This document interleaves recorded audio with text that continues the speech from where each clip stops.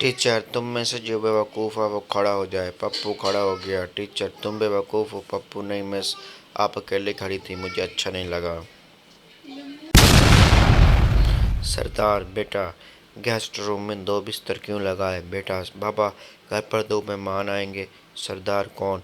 बेटा, एक अम्मी का भाई और दूसरा मेरा मामू। सरदार, ओ खुदाया, हम भूल गया, हमारा भी तो साला आ रहा है, चल एक बिस्तर और लगा दे। पप्पू दोस्त से यार दो मुश्किलों में फंस गया वां। दोस्त ओ की पप्पू, बीवी मेकअप करे ते खर्चा बर्दाश्त नहीं होंदा, ना करे ते बीवी बर्दाश्त नहीं होंदी।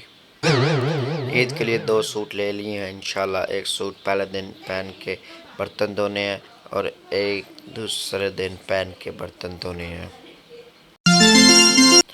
रमज़ान में पाकिस्तानी अम्मों की तीन जिम्मेदारियां, सहरी, अफ्तारी और इंक्वारी। क्या नमाज पढ़ी या फिर फाका कर रहे हैं? एक आदमी का होंठ जला दिया था। किसी ने पूछा, कैसे जला? आदमी बोला, बस यार, वो तुम्हारी भाभी मैके जा रही थी तो उसको छोड़ने स्टेशन गया था, बस ट्रेन ही नहीं, जैसे हॉर्न बजाया, खुशी के मारे मैंने इंजन चूम लिया। औरत नरम दिल होती है पानी की तरह, मर्द सख्त दिल होते हैं मिट्टी की तरह। फिर दोनों शादी कर लेते हैं और ज़िंदगी का कीचड़ बना देते हैं। बीवी, मैं हमेशा आपके दिल में रहना चाहती हूँ। शौहर, ठीक है, पर वहाँ दूसरी औरतों से लड़ना मत। बीवी शौहर से, जी, मुझे साथ वाली हमसाई ने पागल कहा है। शौहर बीवी से, तुम उसे छोड़ो, ये लो अंडा और फटाफट से शिकंजी बना कर लाओ।